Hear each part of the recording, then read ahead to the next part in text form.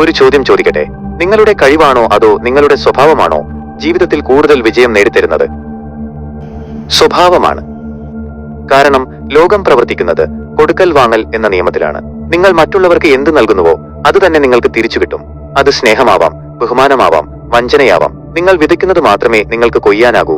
നിങ്ങളുടെ സാമ്പത്തിക ഭാവിയും ബിസിനസ് വിജയവും എങ്ങനെയാണ് നിങ്ങളുടെ പെരുമാറ്റത്തെ ആശ്രയിച്ചിരിക്കുന്നത് എന്ന് നോക്കാം. ഒരു നിമിഷത്തെ ദേഷ്യപ്രകടനം ഒരുപക്ഷെ 1000 നിമിഷത്തെ കുറ്റബോധം നമുക്ക് സമ്മാനിച്ചേക്കാം. അതുകൊണ്ട് ഓരോ വാക്കും ഓരോ പ്രവൃത്തിയും കരുതലോടെയാവണം. മറ്റുള്ളവരെ പരിഹസിക്കരുത്. ന്യൂനതകളില്ലാത്ത മനുഷ്യരില്ല.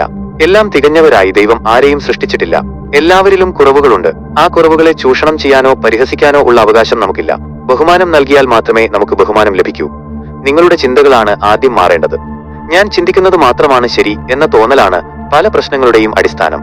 ഈ ലോകം വലിയൊരു പാഠശാലയാണ്. എല്ലാവരിൽ നിന്നും പഠിക്കുക, എന്നാൽ ആരെയും അന്ധമായി പിന്തുടരാതിരിക്കുക. ബിസിനസ്സിൽ നിങ്ങളുടെ അറിവിനേക്കാൾ പ്രധാനം നിങ്ങളുടെ വിനയമാണ്. അഹങ്കാരം എത്ര കുറയുന്നോ നിങ്ങളുടെ ബിസിനസ് അത്രയും വർദ്ധിക്കും. റിച്ച് ഡാഡ് പുവർ ഡാഡ് എന്ന പുസ്തകം പഠിപ്പിക്കുന്ന ഒരു വലിയ സത്യമുണ്ട്. ഞാൻ അഹങ്കാരിയായിരുന്ന സമയത്തൊക്കെ എനിക്ക് പണം നഷ്ടപ്പെട്ടിട്ടുണ്ട്. കാരണം അഹങ്കാരമുള്ളപ്പോൾ എനിക്ക് അറിയാത്ത കാര്യങ്ങൾ പ്രധാനമല്ല എന്ന് ഞാൻ വിശ്വസിക്കും. പലരും അവരുടെ അറിവില്ലായ്മയെ മൂടിവെക്കാനാണ് അഹങ്കാരത്തെ ഒരു മറയായി ഉപയോഗിക്കുന്നത്. ഇനി ധനകാര്യത്തിലേക്ക് വരാം. ദി സൈക്കോളജി ഓഫ് മണി എന്ന പുസ്തകം പറയുന്നത് ശ്രദ്ധിക്കുക. പണം സമ്പാദിക്കണമെങ്കിൽ നിങ്ങളുടെ അഹങ്കാരവും വരുമാനവും തമ്മിലുള്ള അന്തരം നിങ്ങൾ സൂക്ഷിക്കണം. എത്ര തന്നെ വരുമാനമുണ്ടെങ്കിലും ഇന്ന് തന്നെ അത് ചെലവഴിച്ച് ആഹ്ലാദിക്കുവാനുള്ള ത്വര നിയന്ത്രിച്ചില്ലെങ്കിൽ സ്വത്ത് സമ്പാദിക്കുക അസാധ്യമാണ്. നിങ്ങൾ ഏറ്റവും കൂടുതൽ ശ്രദ്ധിക്കേണ്ടത് ഇതാണ്. സമ്പാദ്യം കൂട്ടാനുള്ള ഏറ്റവും മികച്ച വഴി വരുമാനം വർദ്ധിപ്പിക്കലല്ല, നിങ്ങളുടെ വിനയം വർദ്ധിപ്പിക്കലാണ്.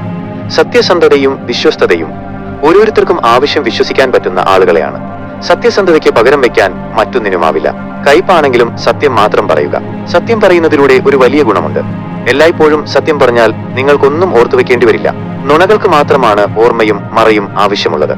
വിധിയെ നമുക്ക് മാറ്റാൻ സാധിക്കില്ല, എന്നാൽ സ്വഭാവത്തെ നമുക്ക് മാറ്റാം. ആ മാറ്റം നിങ്ങളുടെ വിധിയെ മാറ്റിമറിക്കും. ബിസിനസ് നല്ല രീതിയിൽ നടക്കുമ്പോൾ എളിമ നിലനിർത്താനും അല്ലാത്തപ്പോൾ ക്ഷമയും അനുകമ്പയും കൈവിടാതെ ഇരിക്കാനും ശ്രദ്ധിക്കുക.